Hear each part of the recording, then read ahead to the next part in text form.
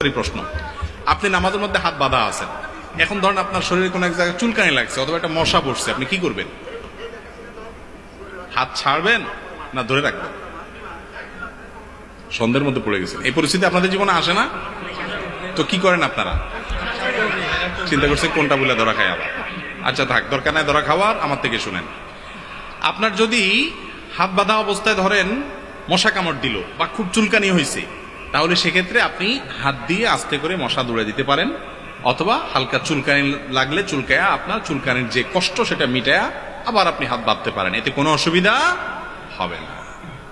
আমরা মনে করি যে না, এই হাত বাঁধলে নামাজ মনে ছুটে যাবে। নামাজের মধ্যে হাত বাঁধা কি ফরজ না ওয়াজিব? হাত বাঁধাটা কি ফরজ না ওয়াজিব? সবাই ওয়াজিব বলতেছেন, আপনারা ওয়াজিব মনে করেন। নামাজের এই কমন মাসালাটা আমরা অনেকে জানি না, হাত বাঁধাটা সুন্নাত।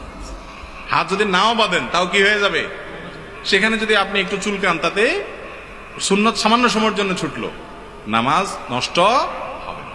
অনেকে আছে যে মশা কামড়াইতে কামড়াইতে বেচারার চেহারা লাল হয়ে গেছে মশার কামড়ের চোটে, এরপরেও হাত দিয়ে দৌড়ায় না, আছে না নাই?